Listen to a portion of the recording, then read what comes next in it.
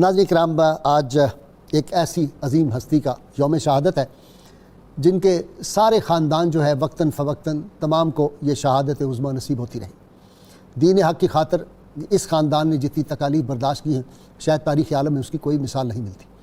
یہ وہ ہستی ہے جو سلطان اقلیم رضا ہے، جو جوشش مرتضیٰ ہے، جو قوت حل عطا ہے، جو شیر خدا ہے، جو پرتو مجتبیٰ ہے، جو نور شاہ کربلا ہے، جو نجم آل عبا ہے، آسمان ولا ہے، بحر جود و سخا ہے اور اہل بیت کی قندیل کا نور ہے۔ ناظرین کرام، یہ وہ ہستی ہے جن کے وجود میں، جن کی رگوں میں نور مصطفیٰ صلی اللہ علیہ وسلم جاری و ساری تھا۔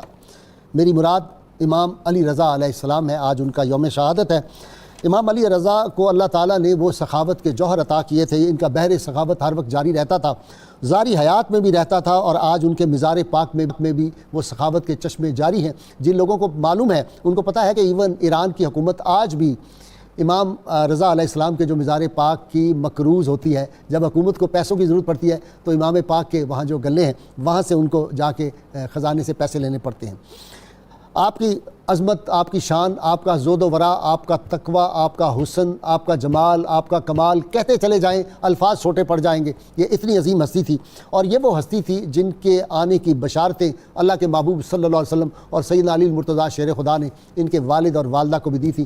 والدہ کے پیٹ میں تھے تو ذکر الہی کرتے تھے اور اس کی آوازیں آتی تھیں۔ ناظرین کرام، یہ ہستی پاک، یہ وہ گھرانہ ہے کہ تیری نسل پاک میں ہے بچہ بچہ نور کا، تو ہے عین نور، تیرا سب گھرانہ نور کا۔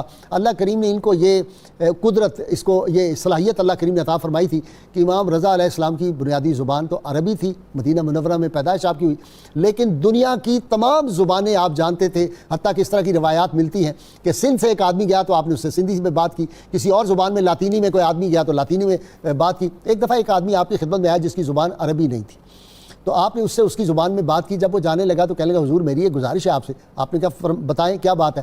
اس نے کہا حضور میرے لیے بھی دعا کریں، اللہ تعالیٰ مجھے بھی عربی زبان سکھا دے۔ بس آپ نے اس کی طرف توجہ فرمائی اور اس کے لیے دعا کی تو اس کو عربی زبان اس طرح فصاحت و بلاغت کے ساتھ آنا شروع ہوگی کہ لوگ حیران ہو گئے۔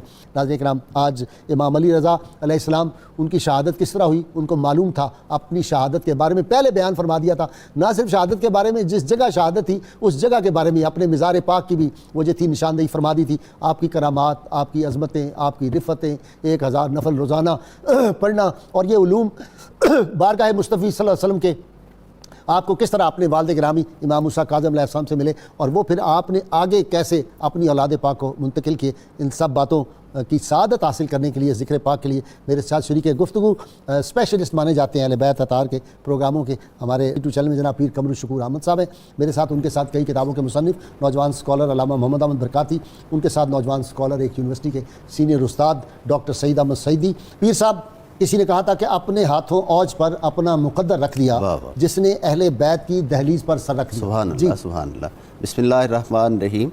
آپ نے جو سوال ارشاد فرمایا ائمہ اہل بیت اطہار کے متعلق، تو 11 امام علیہ السلام تو متصل ہیں، حضرت مولا علی مرتضیٰ سے لے کر حضرت امام حسن اور حضرت امام حسین علیہ السلام سے ہوتے ہوئے حضرت امام حسن عسکری علیہ السلام تک یہ متصل ہیں، یعنی ایک کے بعد ان کے صاحبزادے دوسرے امام اس طرح متصل ہیں۔ اور 12ویں امام حضرت امام مہدی علیہ السلام کے بارے میں جو احادیث ہیں کہ وہ قرب قیامت میں ظہور پذیر ہوں گے، گویا 12 امام اہل بیت اطہار میں سے ہیں۔ حضرت امام علی رضا علیہ السلام ان 12 ائمہ اہل بیت اطہار میں سے 8ویں امام ہیں۔ آپ کی عظمت اور آپ کی شان کا ایک حوالہ یہ بھی ہے کہ آپ کی دادی جان حضرت امام جعفر الصادق علیہ السلام کی زوجہ محترمہ جناب حمیدہ خاتون کو حضور رسالت مآب صلی اللہ علیہ وآلہ وسلم نے خواب میں ارشاد فرمایا کہ میرے بیٹے موسیٰ کاظم کا نکاح نجمہ خاتون سے کرو، اللہ تعالیٰ نیک، صالح اور امام فرزند عطا فرمائے گا۔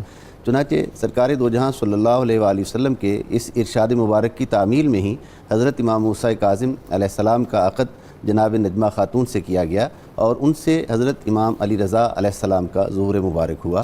11 ذیقعد آپ کی تاریخ ولادت ہے، اور تاریخ وصال میں 2-3 اقوال ہیں، جن میں سے ایک قول آج کی تاریخ 17 صفر کا پایا جاتا ہے۔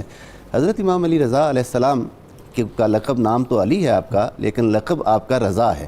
یہ حضور علیہ السلام سے بھی منسوب ہے کہ آپ نے یہ لقب ان کے لیے ارشاد فرمایا تھا، اور دوسری بات یہ ہے کہ آپ کو آپ کے ہم اثر لوگوں کی طرف سے یہ لقب اس لیے دیا گیا کہ آپ سے اپنے بھی اور پرائے بھی سب راضی رہے، اور آپ خود پروردگار عالم کی رضا پر راضی رہے، اس لیے آپ کا یہ لقب رضا جو ہے وہ مشہور و معروف ہوا۔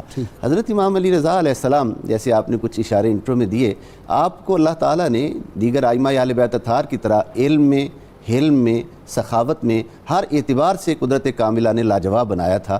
اور حضرت مولا علی مرتضیٰ چونکہ ہر رات 1000 رکعت نفل پڑھا کرتے تھے، اس لیے یہ تمام ائمہ اہل بیت اطہار کا معمول رہا کہ وہ حضرت مولا علی مرتضیٰ کی اس ادا کو نبھانے میں ہمیشہ تندہی کے ساتھ کوشش کرتے اور 1000 رکعت نماز روزانہ رات کو ادا فرماتے۔ سبحان اللہ۔ علامہ صاحب، کسی نے کہا تھا کہ آپ شامل سرور کونین کی اطرت میں ہیں، آپ شامل سرور کونین کی اطرت میں ہیں، جملہ اوصاف حمیدہ آپ کی فطرت میں۔ ماشاءاللہ، ماشاءاللہ، بہت خوب۔ بسم اللہ الرحمن الرحیم۔ یقیناً یہ شعر لکھنے والے نے حقیقت حال کو واضح کیا ہے۔ حضرت سیدنا امام علی رضا علیہ السلام یقیناً جب درجہ امامت حاصل ہے تو پھر امامت کی تمام خوبیاں اور اوصاف بھی آپ کو حاصل ہیں۔ آپ اپنے دور میں سب سے بڑے عالم اور مرجع خلائق اور خصوصاً مرجع علماء تھے۔ اچھا۔ اور آپ خود فرمایا کرتے تھے کہ میں مدینہ منورہ کے باہر بیٹھ جایا کرتا تھا تو لوگوں کے جو معاملات اور مسائل ہوتے تھے علماء کے، اور جو ان سے حل نہیں ہوتے تھے، وہ لے کے میرے پاس آتے تھے اور میں ان کو جواب دیا کرتا تھا۔ 18,000 مسائل آپ نے لکھے۔ اور اب آپ یہ دیکھیے کہ امام کی مقبولیت ان کے اپنے زمانہ مقدسہ میں کس قدر ہو گئی، اسی وے میں کہ آپ کا علمی مقام اور مرتبہ کیا تھا۔ اعلیٰ حضرت امام محمد رضا فاضل بریلوی رحمۃ اللہ علیہ، آپ نے بیان فرمایا فتاوی رضویہ کے اندر جلد نمبر 9 میں، آپ فرماتے ہیں کہ امام علی رضا علیہ السلام جب نیشا پور میں تشریف لائے تو جس سواری پر تھے اس کے اوپر پردہ تھا، اور وہاں پر کئی ہزار لوگ، اور کئی سے مراد لاکھ کے قریب سمجھے کہ اتنے لوگ وہاں پر موجود تھے صرف آپ کا دیدار کرنے کے لیے۔ سبحان اللہ۔ اور خلقت اتنا ہجوم، اس قدر ازدحام تھا کہ لوگوں نے صرف اتنی ریکویسٹ کی کہ سرکار صرف ایک دفعہ اپنا دیدار کروا دیں۔ واہ واہ۔ اتنی کثرت ہوئی، اتنی کثرت، آخرکار آپ نے خادم کو کہا کہ پردہ ہٹاؤ۔ جیسے ہی خادم نے وہ پردہ ہٹایا، جس سواری پہ ہودج پہ آپ بیٹھے ہوئے تھے، وہ پردہ ہٹایا گیا تو لوگوں نے آپ کا چہرہ دیکھا تو لوگوں کے اوپر وجد طاری ہو گیا۔ اللہ۔ اور اعلیٰ حضرت لکھتے ہیں کوئی ادھر وجد میں آ کے گر رہا ہے، کوئی ادھر گر رہا ہے، کوئی کسی طرح اپنے آپ سے اپنے بس میں نہیں ہے۔ جس طرح حسن یوسف دیکھ کر وہ خواتین اپنی انگلی کاٹ بیٹھی تھیں، انگلیاں، اور پھر ان کو سمجھ بھی نہیں آ رہی تھی، نگاہیں پھر بھی حسن یوسف پہ تھیں، ادھر بھی لوگ تڑپتے جا رہے ہیں اور ان کی نگاہیں جو ہیں وہ حضرت سیدنا امام علی رضا علیہ السلام کے چہرے پہ لگی ہیں۔ اور امام ابو زرعہ اور ان جیسے کئی لوگ جو تھے اس لیول کے، ہائی لیول جو ائمہ کرام، ائمہ محدثین میں تھے، وہ بھی ادھر اپنے آپ کو عاجزانہ خادمانہ ہاتھ باندھ کے کھڑے تھے۔ آخرکار انہوں نے ریکویسٹ کی کہ حضرت ایک درخواست ہے ہماری۔ فرمایا کیا؟ کہنے لگے کہ ہمیں آپ کوئی اپنی زبان فیض ترجمان سے سرکار کی حدیث پاک بیان فرمائیں۔ اچھا۔ کوئی ایک آپ کی زبان سے سننے کے لیے ترس رہے ہیں۔ اور یہ یہاں تک آپ اندازہ فرمائیں، اعلیٰ حضرت فرماتے ہیں کہ کتنے لوگ تھے وہاں پر وہ حدیث لکھنے کے لیے؟ آپ فرما رہے 20,000 لوگ قلم دعات لے کر حاضر تھے۔ 20,000 لوگ صرف ایک فرمان سننے میں۔ اور اس میں اگر یہ بھی بات ایڈ کر دیں تو یہ لطف سے خالی نہیں ہے، اس کا مطلب ہے کہ جو حضور صلی اللہ علیہ وسلم نے خطبہ حجۃ الوداع پہ خطاب فرمایا تھا، ہر آدمی کو یکساں آواز تھی، تو پھر امام بھی جو بول رہے تھے وہ بھی سب کو یکساں چاہتے۔ اب یہاں پر یہ ہوا کہ آپ نے فرمایا کہ اچھا سننا چاہتے ہو تو سنو۔ فرمایا یہ ہے، حدثنی ابی، میرے والد محترم امام موسیٰ کاظم نے مجھے بیان کیا، عن ابی ہی، آگے یہ حدیث کے مدارج جو ہیں ان میں سب سے بڑا درجہ حدیث معانن کا ہے، اور آپ حدیث معانن ہی بیان فرما رہے ہیں۔ آپ فرما رہے ہیں کہ عن ابی ہی جعفر الصادق، وعن ابی ہی محمد الباقر، وعن ابی ہی علی، وعن ابی ہی الحسین، وعن ابی ہی العلی، وعن رسول اللہ صلی اللہ علیہ وسلم وقرۃ عینی۔ آپ یہ پوری سند دے کر فرما رہے ہیں کہ مجھے میرے والد نے، ان کو والد نے، ان کے والد نے، اور پھر حضرت مولا علی کو میری آنکھوں کی ٹھنڈک، میری آنکھوں کی ٹھنڈک رسول اللہ صلی اللہ علیہ وسلم نے فرمایا۔ اور رسول اللہ صلی اللہ علیہ وسلم وہ روایت کر رہے ہیں خود خالق کائنات سے۔ اچھا، یہ اللہ تعالیٰ فرما رہا ہے، حدیث قدسی اب آپ نے پیش فرمائی، اور حدیث قدسی پیش فرماتے ہوئے آپ فرمانے لگے کہ اللہ تعالیٰ نے ارشاد فرمایا، من قال لا الہ الا اللہ دخل حصنی، من قال فہو آمنا، جس نے بھی لا الہ الا اللہ پڑھا وہ میرے قلعے میں داخل ہو گیا، جس نے یہ کہا وہ قلعے میں داخل ہوا تو امن پا گیا۔ اتنی بات آپ نے فرمائی، لوگوں پہ وجد طاری ہو گیا۔ اب دیکھیں بات تو ہم بھی کر رہے ہیں لیکن جو ان کی زبان سے نکلی لوگ تڑپ رہے ہیں۔ اور پھر اس کے بعد آپ نے جو جملہ فرمایا، پردہ آپ نے آگے سرکانے لگے تو اس کے بعد فرمانے لگے کہ سن لو آگے بھی، یہ اس کو منزل حاصل ہوگی جو اس کی شرطیں پوری کرے گا۔ اور پھر فرمایا سن لو اس کی شرطوں میں سے ایک شرط میں بھی۔ ماشاءاللہ ماشاءاللہ۔ اس کی شرط یہ حدیث پاک وہ کیا ہے کہ پاگل پہ اگر جی اعلیٰ حضرت نے بھی لکھا، امام احمد بن حنبل رحمۃ اللہ علیہ نے خود بیان فرمایا کہ اگر کسی مجنون پر یہ سند پڑھ دی جائے تو مجنو کو اللہ تعالیٰ شفا عطا فرماتا ہے. اور غازی صاحب یہ دیکھیے, اس کا مطلب تو سیدھا سادہ یہ ہے کہ ہمارے ناظرین میں سے کسی کو عربی نہ بھی آتی ہو تو ائمہ اہل بیت کے بالترتیب نام لے کر دم کر دے, اس کی تاثیر ناموں کی بھی برکت ہے. اچھا جی ڈاکٹر صاحب ایک بات دیکھیں کہ حضرت معروف کرخی رحمۃ اللہ علیہ اولیاء کے امام ہیں, جن کے بارے میں شیخ عبدالحق محدث نے فرمایا کہ 4 دنیا میں ایسے اولیاء کرام ہیں جن میں سے 2 حضرت معروف کرخی اور سیدنا غوث الاعظم ہیں, جو اپنی قبور میں بھی اسی طرح زندہ ہیں جس طرح اپنی ظاہری حیات میں تھے, اسی طرح فیض رسانی کریں. یہ دونوں نے, حضرت معروف کرخی نے اور سری سکتی رحمۃ اللہ علیہ نے, انہوں نے بھی فیض امام رضا علیہ السلام سے پایا. بے شک بے شک. جی ایک مرتبہ جو ہے وہ آپ حج کے اوپر تھے تو ہارون الرشید جو ہے کہتے ہیں کہ وہ آپ کو دیکھا تو دیکھ کر نا دامن بچا کر گزرنے لگا کہ عزت ظاہر ہے تو عزت تو امام پاک کو ملے گی, لوگ ادھر متوجہ ہیں, مجھے تو نہیں ملے گی. تو ایسی سچویشن میں حکمران پھر گریز کرتے ہیں. آپ نے دیکھا تو دیکھ کر فرمایا لاکھ دور بھاگے قبر ایک جگہ ہوگی ہماری. اچھا اللہ وقت کے حاکم کو اس طرح کہنا یہ بڑی جرت کی بات ہے. اچھا آپ کی تعلیمات میں ایک اور دلچسپ بات ہے, بلکہ میں واقعہ عرض کر دوں پہلے, کہ ایک شخص آپ کے پاس آیا, اس نے خواب دیکھا کہ رسول اللہ صلی اللہ علیہ وسلم تشریف لائے ہیں اور 18 کھجوریں جو ہیں وہ خواب میں ان کو عطا فرمائیں. اچھا وہ آئے حضرت امام پاک کے پاس اور امام پاک کی خدمت میں حاضری دی, تو آپ کھجوریں تقسیم فرما رہے تھے تو سیم کھجوریں آپ نے اس کو عطا فرمائیں 18 ہی تعداد میں. تو اس نے کہا حضور کچھ زیادہ دے. آپ نے فرمایا اگر رسول اللہ صلی اللہ علیہ وسلم زیادہ عطا فرماتے تو میں بھی زیادہ عطا فرماتا. تو یہ آپ کا ایک فراست اور بارگاہ نبوت میں حاضری اور حضوری کی کیفیت میں ان کی جو محبوبیت ہے وہ پتہ چلتا ہے. ایک بات آپ کی تعلیمات میں سے میں عرض کرتا ہوں, اگلی ٹرن پر پھر مزید باتیں آپ کی تعلیمات کے حوالے سے عرض کروں گا. آپ فرماتے ہیں خدا سے روزی صدقہ دے کر طلب کرو. کائنات کی اتنی بڑی حقیقت ہے کہ جو شخص بھی اس پر عمل کرتا ہے اس کو رزق کی اور عزت کی کمی رہ ہی نہیں سکتی. واہ واہ, ہم نے تو دیکھا. اچھا جی پیر صاحب ایک بات, حضرت ابو سعید خدری رضی اللہ تعالیٰ عنہ راوی ہیں, کہتے ہیں کہ سید عالمین صلی اللہ علیہ وسلم ارشاد فرمایا خدا کا غضب پھڑکتا ہے اس شخص پر جو کہ مجھے میری ذریت کے بارے میں اذیت پہنچاتا ہے. جی بے شک. اہل بیت اطہار کے حوالہ سے متعدد احادیث ہیں, اور سرکار دو جہاں صلی اللہ علیہ وآلہ وسلم نے ظاہری حیات پاک کے آخری ایام میں خاص طور پر اہل بیت اطہار کی فضیلت کو اجاگر فرمایا, اور مختلف حوالہ سے حضور نے تاکید ارشاد فرمائی. حضرت عبداللہ ابن عمر رضی اللہ تعالیٰ عنہما سے مروی ایک حدیث مبارک حضرت علامہ ابن حجر مکی علیہ رحمت نے نقل کی ہے. وہ فرماتے ہیں کہ سرکار دو جہاں صلی اللہ علیہ وآلہ وسلم نے فرمایا کہ میری اہل بیت کے بارے میں میرے جانشین بننا اللہ تعالیٰ کی 3 حرمتیں ہیں, جو ان کی حفاظت کرے گا اللہ تعالیٰ اس کے دین اور دنیا کی حفاظت کرے گا, اور جو ان کی حفاظت نہ کرے گا اللہ تعالیٰ اس کی دین اور دنیا اور آخرت کی حفاظت نہیں کرے گا. تو میں نے عرض کیا سرکار دو جہاں صلی اللہ علیہ وآلہ وسلم کی بارگاہ میں کہ وہ کون سی ہیں؟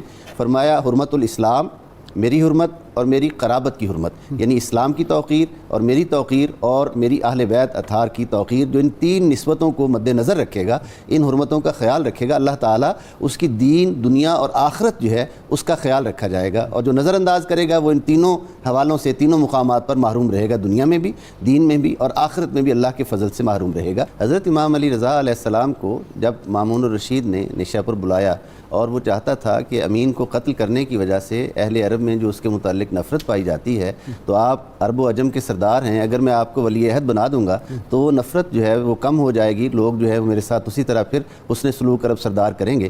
تو وہ اس نے چاہا اور آپ ایک دستاویز تیار کی اور آپ کی خدمت میں بھیجی کہ آپ اس پر دستخط کر دیں, یعنی میں آپ کو اپنا ولی عہد مقرر کرتا ہوں.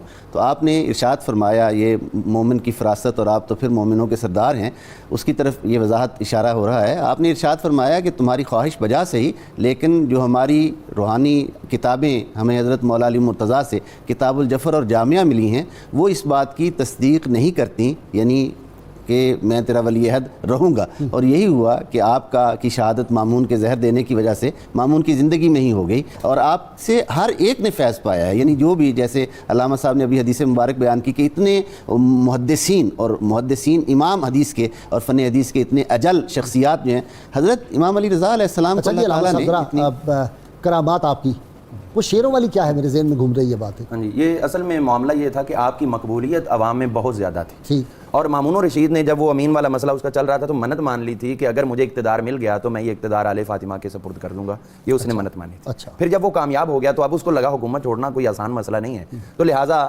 اب سوچ کے بھی منت بھی پوری کرنی ہے اور یہ معاملہ بھی ہے. اور پھر یہ تھا کہ کیونکہ مامون کو اجمی لوگ پسند کرتے تھے اور امین کو عربی پسند کرتے تھے, تو اس کو یہ چاہیے تھا کہ وہ مجھے عرب لوگ بھی پسند کریں, اور اس کا طریقہ انہوں نے امام کی صورت میں اختیار کیا کہ ان کو ولی عہد نامزد کیا. اب آگے مسئلہ یہ ہوا کہ امام جدھر بھی جاتے, محبت تو پہلے ہی لوگوں کو بہت زیادہ تھی, اب ان کی مقبولیت عامہ رپورٹ اس کو بھی ملتی رہتی بھی, یہ اس طرح پیار, پھر ذہن میں خدشہ کہ کہیں یہ ان کو حکم دے کہ مجھے یہ جو ہے وہ سائڈ پہ نہ کر دیں یا میرے ساتھ کوئی ایسا معاملہ نہ ہو جائے.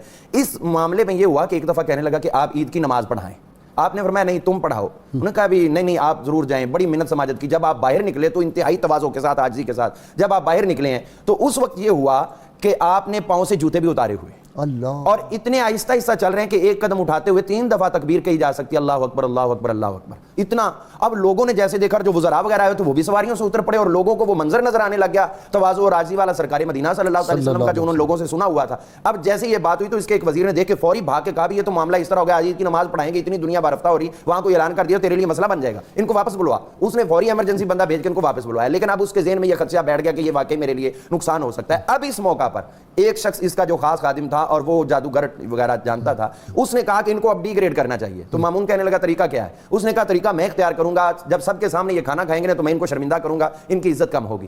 تو اب جب کھانا لگا, امام کھانے لگے, تو اس نے اپنے جادو کے زور سے, جیسے ہی آپ لقمے کے لیے ہاتھ بڑھاتے تو وہ آگے کر دیتا, کبھی ادھر کبھی ادھر کبھی ادھر, اور اس سے لوگ جو ہے وہ ہنس رہے ہیں, نعوذ باللہ آپ کا تمسخر اڑایا جا رہا ہے. جب آپ نے دیکھا تو غصے سے اس کو دیکھا بھی یہ کیا کر رہا ہے, میری توہین کر رہا ہے. لیکن جب وہ باز نہیں آیا تو پھر آپ نے وہاں قالین بچھا ہوا تھا, اس کے اندر 2 شیر, ان کی تصویریں بنی ہوئی تھی اس قالین کے اندر. تو آپ نے جیسے ہی ان شیروں کو دیکھا غضب کی نگاہ سے, اللہ تعالیٰ نے ان مجسم, ابھی مجسم نہیں تھے منقش تھے, تو منقش سے مجسم اور مجسم سے ایک جیتے جاگتے شیر بنا دیا, اور وہ فوری طور پر اٹھے اور حملہ آور ہو گئے اس شخص پر جو آپ کے لیے تذلیل کا باعث بن رہا. اس جادوگر کو کھا گئے, اس کو کہا. اس کے بعد یہ ہوا کہ وہ جیسے ہی وہاں سے کھایا اور گھومے اور امام کی طرف مخاطب ہوئے اور غصے سے دیکھ رہے ہیں مامون کو, اور یوں لگا کہ وہ اجازت مانگ رہے ہیں کہ مامون کو کھا دیں. اب مامون کے وہاں پہ اوسان خطا ہو گئے, اور اس کو نظر آ گیا کہ ان شیروں کی صورت میں تو اسرائیل موت میری طرف بڑھ رہی ہے. تو وہ فوری طور پر نادم ہوا اور توبہ استغفار کرنے لگا, اور امام نے اس وقت روک دیا, فرمایا ہم اس طرح انتقام نہیں لیتے, لہٰذا ہم اس کو یہ معافی مانگ رہے ہیں, اس کو معاف کر رہے ہیں. تو یہ آپ کی وہ نبی پاک صلی اللہ علیہ وسلم کی طرف سے ودیت تھی جو حضرت سیدنا سفینہ رضی اللہ عنہ کے ساتھ وہ معاملہ پیش آیا تھا جنگل والا,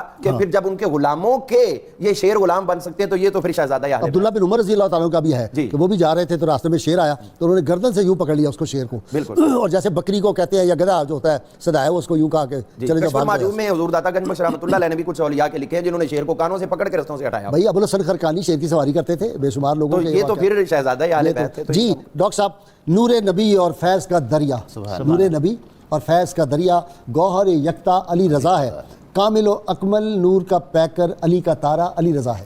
جی آپ کے ارشادات, آپ کی تعلیمات. جی میں ایک بات اس حوالے سے, آپ کی حاضر جوابی اور جو علم نور نبوت سے جو منتقل ہوا تھا, ایک عیسائی عالم تھا جاسلیک, تو وہ ایک دن آپ کے پاس آ گیا, کہنے لگا حضرت عیسیٰ علیہ السلام تو اتفاقی شخصیت ہے نا, ان کو آپ بھی مانتے ہیں ہم بھی مانتے ہیں, اور آپ کے جو رسول ہیں محمد رسول اللہ صلی اللہ علیہ وسلم, ان کو تو آپ مانتے ہیں ہم تو نہیں مانتے, تو اس لیے اتفاقی شخصیت کو قیادت کا منصب ملنا چاہیے. آپ مسکرائے اور فرمایا بھئی میں تو اس عیسیٰ کو جانتا ہوں جو ہمارے آقا کی بشارت دینے کے لیے آئے ہیں. واہ واہ واہ. تو پھر ہمارے آقا کے علاوہ کوئی آخری نبی نہیں ہے, اور اس عیسیٰ کے علاوہ کوئی عیسیٰ نہیں ہے, تو اب تم بھی مان رہو. تو سبحان اللہ. آپ کی تعلیمات کے حوالے سے جس طرف اشارہ فرمایا آپ نے, آپ فرماتے ہیں کہ وعدہ ایک قرض ہے, ہم اہل بیت وعدے کو قرض سمجھتے ہیں اور اسے بطور فرض ادا کرتے ہیں. تو یہ اب ہماری جو ان سے محبت کرنے والے ہیں ان کی بھی ذمہ داری ہے, اس طرف توجہ دیں. اسی طرح ایک اور خوبصورت بات ہے جو آج کل آپ کے اور ہمارے علم میں ہے کہ لوگ بہت زیادہ پریشان ہیں معاشی حوالے سے اور ڈسٹرب ہوتے ہیں. آپ کا خوبصورت قول ہے, آپ فرماتے ہیں کہ جو اللہ تعالیٰ کے دیے ہوئے مختصر رزق پر راضی ہو جاتا ہے, اللہ تعالیٰ اس کے تھوڑے عمل سے بھی راضی ہو جاتا ہے. واہ واہ واہ, کیا ایک شکر کا وظیفہ ہے. سبحان اللہ سبحان اللہ سبحان اللہ. واہ واہ. اور آپ فرماتے ہیں اسی طرح سب سے بڑی مصیبت جو ہے دنیا کی مصیبتوں میں سے سب سے بڑی مصیبت جو ہے وہ علماء کا وصال کر جانا ہے. ناظرین کرام, مجھے بہت مختصر بریک لینی ہے, آپ نے میرے ساتھ رہنا. اللهم صل على سيدنا ومولانا محمد وعلى سيدنا علي وسيدتنا فاطمة وسيدتنا زينب وسيدنا حسن وسيدنا حسين وعلى آله وصحبه وبارك وسلم.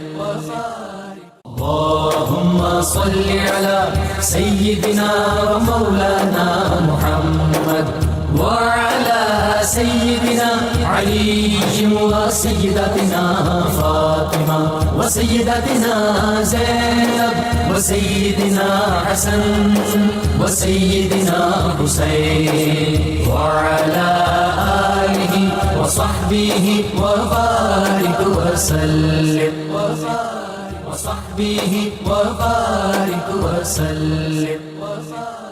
اللهم ویلکم بیک ناظرین اکرام. پیر صاحب حیرت کی بات ہے کہ جو بندہ بھی آیا کوئی سوال لے کے, اچھا چلے انسانوں کی زبانیں تو سمجھ میں آتی ہیں, پرندوں کی زبانیں, حیوانوں کی زبانیں, جانوروں کی زبانیں, درندوں کی زبانیں, درختوں کی زبانیں وہ بھی جانتے تھے. جی حیران کن بات ہے. حضرت امام علی رضا علیہ السلام کی عظمت اور شان جیسے آپ فرما رہے ہیں کہ چرند پرند, اب جس ذات اقدس کی بشارت ذات رحمت للعالمین صلی اللہ علیہ وآلہ وسلم عطا فرما رہے ہیں, اس ذات پاک کو پھر عالمین کے لیے نائب رحمت للعالمین تو ہونا ہوگا نا. اس لیے ہر جنس ہر صنف جو ہے وہ اس کی زبان وہ اس کی سمجھے گا, وہ اس کی سمجھیں گے, یعنی وہ ان کا امام ہوں گے, پیشوا ہوں گے. ہر کوئی ان کی بارگاہ میں اپنی فریاد لے کر آئے گا, جس کسی کو دکھ ہوگا, تکلیف ہوگا, چڑیا ہو, جی جو بھی مخلوقات میں سے. تو حضرت امام علی رضا علیہ السلام نے بہت تھوڑی عمر میں, چونکہ آپ کے والد بزرگوار حضرت امام موسیٰ کاظم علیہ السلام کا زیادہ عرصہ حالت اسیرے میں گزرا, تو آپ پر بہت جلدی یہ ذمہ داری آ گئی کہ آپ مسجد نبوی شریف میں درس حدیث جو ہے اس کو قائم آپ نے فرمایا, اور وہاں بیٹھ کر استفتاء ارشاد فرماتے, لوگوں کے مسائل کا حل جو ہے وہ عطا فرماتے. اور اس میں خاص بات یہ تھی کہ آپ کے حلقہ درس میں نہ مضمون کی کوئی قید اور پابندی تھی, نہ مسائل کی نوعیت کی تھی, جو مرضی پوچھو, جس کسی کو جو حاجت ہوتی وہ آ کر, جیسے وہ اعلیٰ حضرت نے حضور آقا علیہ السلام کی شان میں کہا, نہیں سنتا ہی نہیں مانگنے والا تیرا. بس اسی کا فیض آ رہا تھا, اور یہ 8ویں پشت دھارے چلتے ہیں عطا کے وہ ہے قطرہ تیرا. سلسلۃ النور کے آگے جو یہ اس چشمہ فیض, سب چشمہ فیض ہے جو چشمے رواں ہوئے نور کے, یہ ان میں سے ایک چشمہ نور. اچھا جی بابا جی, شیخ عبدالحق معتز دہلوی رحمۃ اللہ علیہ نے فرمایا تھا 4 اولیاء میری نظر میں ایسے ہیں جو اسی طرح فیض بانٹتے ہیں اپنے مزارات میں بھی جس طرح زاری آیات میں, جن میں سے 2 کے آپ نے اسماء فرمائے, ایک سیدنا عبد القادر جیلانی اور ایک حضرت معروف کرخی رحمۃ اللہ علیہ. اور معروف کرخی اولیاء کے امام اور فیض آ کے امام رضا سے لے رہے ہیں, اور ان کا ادب جو کرتے تھے وہ آپ سنائیں ذرا. اصل میں بات یہ ہے کہ بسم اللہ الرحمن الرحیم, میں یہ سمجھتا ہوں کہ بلا کہ جن کو کمالات اور علوم ظاہریہ اور باطنیہ خصوصاً علوم لدنیہ عطا فرمائے جاتے ہیں, ان کے چہرے پر نور بنائے جاتے ہیں. واہ. اور ان سے فیوزات و برکات کے ایسے چشمے ابلتے ہیں کہ جس کو ایک قطرہ بھی مل جاتا ہے تو وہ سمندر بن جاتا ہے. سبحان اللہ سبحان اللہ. ان کے دربار کا, ان کی بارگاہ کا ایک قطرہ سمندر بن جاتا ہے. سمندر بن جاتا ہے. سبحان. اور اس سمندر سے, علوم کے سمندر سے, فیوزات و برکات کے سمندر سے, معرفت کے, حقائق کے, دقائق کے اور کرامات کے, جب اس سمندر سے ان کو حاصل ہوتا ہے تو ان کے چہرے بھی پر نور ہو جاتے ہیں. سبحان اللہ. اور جب ان کا چہرہ پر نور ہو جاتا ہے تو اظہار و ذکر اللہ, ان پاک باز ہستیوں کو دیکھنے سے خدا یاد آ جاتا ہے. مجھے یہی وہ لوگ ہیں جن کے ہاتھ اللہ تعالیٰ فرماتا ہے, وہ اقبال نے جو کہا کہ ہاتھ ہے اللہ کا بندہ مومن کا ہاتھ. یہ تو حدیث پاک میں ہے. اچھا. قرب نوافل کی حدیث ہے. اللہ پاک کو فرماتے ہیں کہ جب میں کسی اپنے بندے سے محبت کرتا ہوں, کنت سمع الذی یسمع بہ, میں اس کی سمع بن جاتا ہوں, میرے ساتھ وہ سنتا ہے. تو یہی لوگ ہیں وہ, یہی لوگ ہیں وہ میرے بندے فرمایا. اور جب وہ کلام کرتے ہیں, فیضا احببت کنت سمع الذی یسمع بہ وبصر الذی یبصر بہ ولسان الذی ینطق بہ وید اللہ التی یبطش بہا ورجلہ التی یمشی بہا. میں ان کے ہاتھ بن جاتا ہوں, میرے ہاتھوں سے پکڑتے ہیں. سبحان اللہ. میں ان کے پاؤں بن جاتا ہوں, میرے پاؤں سے چلتے ہیں. سبحان اللہ. ان کی زبان بن جاتا ہوں, میری زبان سے بولتے ہیں. ان کی آنکھیں بن جاتا ہوں, میری جب آنکھوں سے دیکھیں گے تو مجھے کو دیکھیں گے. کیفیت کن حاصل ہو جاتی. اس وقت یہ کیفیات جو ہے لذت ایمیس نہ تناسب بخدا تا نہ تشریف, یہی حضرت امام سیدنا علی رضا جب تشریف لے چلے کوفہ سے خراسان کی طرف, تو کیا دیکھا تھا 20,000 علماء نے کہ آپ کے صرف ہاتھوں کو نہیں, آپ کے صرف پاؤں کو نہیں چومنے لگے, بلکہ آپ کی سواری کے سنبوں کو چومتے تھے اور لوٹ پوٹ ہو جاتے تھے. سبحان اللہ. ان میں سے بہت سے بے ہوش ہو گئے. مجھے یہاں ایک شعر یاد آ رہا ہے, ذرا اس میں نشانہ بھی ہے, کوئی بن سکتا. اچھا. زاہد تجھے معلوم نہیں انداز عقیدت, زاہد تجھے معلوم نہیں انداز عقیدت, سر خود بخود جھک جاتا ہے, جھکایا نہیں جاتا. واہ واہ واہ واہ واہ. اور جسے دیکھتے ہی جھکے جبھی, سر جس پہ نہ جھک جائے اسے در نہیں کہتے, اور ہر در پہ جو جھک جائے اسے سر. واہ واہ واہ واہ واہ واہ. سبحان اللہ. محبوب کے ہی در پر سر جھکتا ہے, اور جب سر جھکتا ہے تو اس کو سر یعنی راز مل جاتا ہے. واہ. وہ عالم ثانو سری و ناصر رہو، اس کو وہ راز ملتا ہے علوم کا، فنون کا، کمال کا، ذوق کا، شوق کا، عشق کا، محبت کا، اور محبت ہی ایمان ہے، لا ایمان الا باللہ محبت اللہ۔ اور نظامی گنجوی کا ایک بڑا مشہور شعر میں نے سنا، پڑھا تھا، کیا آدمی تھا جی نظامی گنجوی، ہائے ہائے ہاں جی پڑھا تھا، اور پہلے لکھا ہوا تھا کراچی میں، وہ حضرت غازی صاحب کے ماشاء اللہ غازی صاحب کے مزار پر انوار پر، گر حق طلبی رو برا ہے عشق نظامی، میں اگر تو خدا کو ملنا چاہتا ہے تو عشق کی راہ پر چل۔ آگے فرماتے ہیں العشق هو اللہ هو اللہ هو اللہ، واہ واہ واہ، اور حضرت شیخ اکبر فرماتے ہیں العشق هو الذات المحض صرف بہرکیف۔ یہ شعر کا آپ نے ترجمہ بتانا جب میں دوبارہ آپ کے پاس آؤں گا، یہ دونوں شعروں کا ترجمہ بھی آپ نے کرنا ہے جی۔ بشارت سیدنا امام علی رضا، یار کمال ہے، آج بھی جو لوگ ان کے مزار اقدس پہ جاتے ہیں ایسی ایسی کرامات ہوئی ہیں۔ بعض لوگ ایسے تھے جو نابینا تھے وہ بینا ہو گئے، بعض لوگ فالج زدہ تھے وہ وہیں پہ ٹھیک ہو گئے جا کے، اور بے شمار لوگ وہاں پہ جو جاتے ہیں جا کے اللہ کے حضور دعا کرتے ہیں ان کے وسیلے واسطے سے، تو ان کی جھولیاں بھرتی ہیں آج بھی، کہتے ہیں بڑے سخی۔ بسم اللہ الرحمن الرحیم۔ غش سب بات یہ ہے کہ حضرت امام علی رضا علیہ السلام جس خاندان سے ہیں وہ صفات کا اور خوبیوں سے گرا ہوا ایک خاندان ہے۔ حضرت امام علی رضا علیہ السلام آپ کے بہت سارے اللہ تعالیٰ نے کمالات اور خوبیاں عطا فرمائیں، اور اس کے ساتھ بہت ساری صفات سے متصف فرمایا۔ ان صفات میں سے جو ایک واضح آپ کی خوبی ہے نمایاں، وہ آپ کا علمی مقام ہے، اور علمی مقام کے والے سے آپ کے والد امام موسیٰ کاظم رضی اللہ تعالیٰ عنہ 35 سال آپ ان کی صحبت میں رہے، اور علمی والے سے انہوں نے آپ کی تربیت فرمائی ہے، اور وہ انہوں نے اپنے خاندان کو بھی اور عزیز و اقارب کو وصیت کی تھی۔ انہوں نے فرمایا کہ جب تم نے کوئی مسئلہ پوچھنا ہو، کوئی بات پوچھنی ہو، تو تم علی رضا کی طرف رجوع کرنا، یہ ہمارے خاندان کے سب سے بڑے عالم ہیں، ان کی طرف رجوع کرنا۔ اور حضرت امام علی رضا کا کمال یہ تھا کہ 20 سال کی عمر تھی آپ کی جب آپ مسجد نبوی شریف کے اندر دارالافتاء میں مسند افتاء پر 20 برس کی عمر کے اندر، اور محمد بن عیسیٰ رضی اللہ تعالیٰ عنہ فرماتے ہیں کہ وہ سوالات جو آپ سے پوچھے گئے استفتاء، ان کی تعداد کو جب میں نے شمار کیا ہے تو وہ 20,000 کے قریب وہ تعداد وہ سوال ہیں جو آپ سے پوچھے گئے اور جن کا آپ نے جواب دیا۔ جیسا کہ پیر صاحب نے فرمایا کہ وہ سوال ہر قسم سے علم کے متعلق تھا، اور ہر سوال کا جواب آپ نے ارشاد فرمایا۔ باقی جو آپ کی قبر کے والے سے، برکات کے والے سے، تو علمی فیضان آپ کا آج بھی جاری ہے، اور اس کی بہت ساری مثالیں موجود ہیں، جیسا کہ حضرت امام شافعی رحمۃ اللہ علیہ کا امام اعظم ابو حنیفہ کے مزار پر جا کر علمی مشکلات کو حل کرنا، تو امام علی رضا علیہ السلام کا یہ فیضان علمی قبر سے بھی یہ جاری رہا۔ پھر آپ کے جو بحیثیت محدث آپ کا جو کردار ہے، تو بہت سارے جلیل القدر شخصیات ہیں جنہوں نے آپ سے روایت کیا، جن میں حضرت معروف کرخی بھی ہیں، آپ کے اپنے صاحبزادے اور شہزادے امام محمد تقی بھی ہیں، اسی طرح اسحاق بن راوے ہیں، محمد رافع نیشہ پوری ہیں، امام احمد بن حنبل ہیں، یہ تمام شخصیات جنہوں نے آپ سے روایت کیا۔ ان کے تو لباس کی بھی برکت ہے جی بے شک، جس کو لباس دے دے وہ بھی محفوظ و معمول ہو جاتا ہے۔ آپ کا شاعر جو ہے دیوبل، اس نے ایک قصیدہ لکھا حضرت امام علی رضا علیہ السلام، بڑا نام ہے اس کا، بہت بڑا عرب میں بڑا نام تھا اس کا، عربی ادب میں وہ قصیدہ جو ہے وہ ایک خوبصورت اضافہ ہے جی، ادبی اعتبار سے بھی شاہپارہ ہے ادب کا، جی شاہپارہ ادب کا، بہت خوبصورت، کریکشن کا شکریہ جی۔ وہ ایک قافلے میں وہ جا رہا تھا تو اس قافلے کو لوگوں نے لوٹ لیا، آپ نے اپنا تبرکن کرتا اس کے قصیدہ سے خوش ہو کر اپنا لباس مبارک اسے عطا کیا تھا۔ جب وہ قافلے میں جا رہا تھا تو لوگوں نے، ڈاکو نے اس قافلے کو لوٹا اور اس میں وہ تبرک جو تھا وہ بھی چلا گیا۔ جب وہ سامان لوٹ رہے تھے تو وہ ساتھ ساتھ اشعار اس قصیدہ کے پڑھ رہے تھے۔ دیوبل نے ان ڈاکوں کے سردار سے پوچھا کہ تمہیں پتہ ہے کہ یہ اشعار کس کے ہیں؟ انہوں نے کہا یہ کسی شاعر نے ہمارے مولا امام علی رضا علیہ السلام کی شان میں لکھے ہیں۔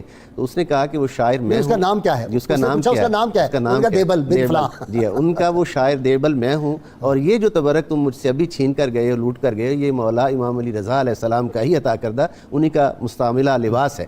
اس بات سے انہوں نے نہ صرف وہ لوٹا ہوا سارے قافلے کا سامان واپس کیا، دیوبل سے معافی چاہی، بلکہ انہوں نے راہزنی سے توبہ جو ہے وہ ہمیشہ کے لیے کر لی۔ جی بابا جی، علم لدنی حضرت معروف کرخی رحمۃ اللہ علیہ اولیاء کے امام داتا صاحب کے اوپر جا کے دادا ان کو علم لدنی حاصل تھا، وہ کیسے حاصل تھا؟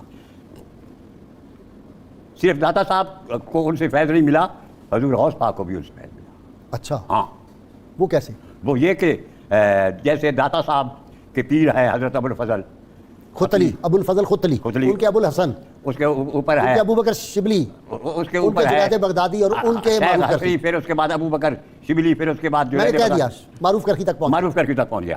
اور حضور غوث پاک کا دو پشتے بعد میں حضور غوث پاک کا ظہور ہوا ہے حضرت داتا صاحب سے، ٹھیک ہے، حضرت علی بن عثمان داتا حجویری سے، اور یہ بھی ابو بکر شبلی سے ان کا جو ہے نا سلسلہ علیحدہ ہو جاتا ہے، یعنی مرکز وہی حضرت سیدنا علی رضا ہے۔ ٹھیک ہے، رہے آپ معروف کرخی کا ذکر فرما رہے ہیں نا، وہ دستار خوبصورت باندھتے تھے، اچھا، اور لوگ ان کی دستار کے ذریعے سے بارگاہ ایزدی میں वसीला बनाकर मुरादें पूरा करते थे। ठीक। किसी ने पूछा कि हजूर ये आपने दस्तार जो सर पे बांधी हुई है और ये वाकई लोगों की मुश्किलात के हल का सबब बनती है, अल्लाह ताला उसकी मुश्किलें हल कर देता है, इसका हकीकी सबब क्या है? आपने दस्तार को खोला और आपने फरमाया कि देखिए ये इस दस्तार का कमाल नहीं है, ये मैंने अपने शेख, अपने पीरो मुर्शद हज़रत इमाम अली रज़ा के जोड़े जो है वो सर पे रखे हुए हैं और उनके ऊपर मैंने दस्तार बांधी हुई है। ये उन जोड़ों की बरकत है, आपके नालैन की बरकत है, और उन नालैन की बरकत की वजह से अल्लाह ताला सारे लोगों की मुरादें पूरा कर देता है। बल्कि उम्मुल मोमिनीन आयशा सिद्दीक़ा रज़ी अल्लाह ताला अन्हा फरमाती है, हजूर से पूछा, हजूर ने फरमाया, आपने फरमाया कि मेरा एक बेटा होगा, तू उसमें जो उसकी ज़ियारत करेगा तो उसको एक हज जो है अंजाम गोया कि उसने दे लिया। हज की उम्मुल मोमिनीन आयशा सिद्दीक़ा ने, या रसूलल्लाह एक हज? फरमाया 2 हज का सवाब मिलेगा। या रसूलल्लाह 3 हजें? फरमाया 3 हज का सवाब मिलेगा। उम्मुल मोमिनीन खामोश हो गई। हजूर ने फरमाया कि अगर 70 बार कहती तो 70 हजों का सवाब मिलता। उनके मज़ार पर जाने से, उनके जो मज़ार होते हैं, अगर कोई डूब जाए, सूरज डूब जाता है तो क्या वो खत्म हो गया? अरे क्या हुआ अगर हम उसको नहीं छुप गया, डूब गया, हम उसको नहीं देख सकते, लेकिन यहाँ दूसरी तरफ निकल आता है, एक जगह डूबा दूसरी जगह निकल, जहाँ सूरज छुपा हुआ है, जहाँ सूरज की शाम है और अमेरिका में नजर आ रहा है, वहाँ सूरज तलू पजीर हो रहा है, तो सूरज कभी भी नहीं डूबता।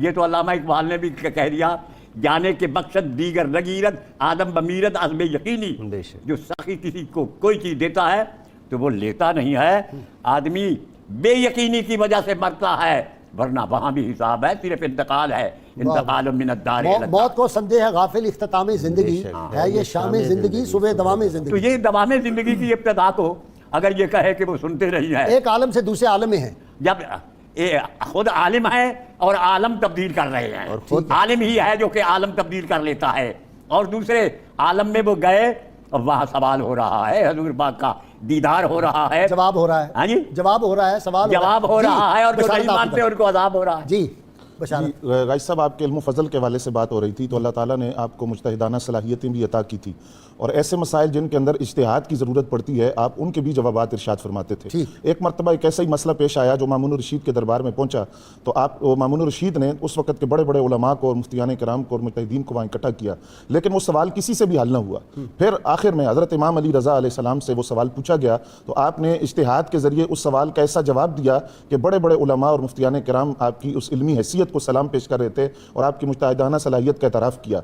आपकी फरासत और तदब्बुर का ये आलम था कि जिस वक़्त आपको वली अहद मुकर्रर किया गया तो दरबार के अंदर बहुत बड़ी दावत का एहतमाम था, बड़े बड़े उलमा वहाँ मौजूद थे, आपके नाम से सिक्का जारी हुआ, कसीदे पढ़े गए, लेकिन इस सारी सूरत हाल के बावजूद आपने क्या इरशाद फरमाया? आपने फरमाया मामून रशीद से कि मैंने ये ओहदा इसलिए कबूल कर लिया है कि तुमने हमारे ख़ानदान के हुकूक को तस्लीम किया है जो तुम्हारे पिछलों ने नहीं किया था, इसलिए मैंने ये ओहदा कबूल किया। फिर जब हम आपके करामात की बात करते हैं और आपके उस तसर्रुफात की बात करते हैं, तो इसमें एक बात तो हमें ये ज़हन में रखनी चाहिए जो हज़रत शेख अब्दुल हक मुहद्दिस देलवी रहमतुल्लाह अलैह ने फरमाया कि अल्लाह ताला अपने मुकर्रब बंदों को अपनी सिफ़ते कुन का मज़हर बना देता है। अब आप जब मामून रशीद के दरबार में आते थे तो हुक्म यह था दरबानों को कि पर्दा उठाया करो ताज़ीम व तकरीम के लिए, ताकि ये अंदर दरवाजे से दाखिल हुआ करें।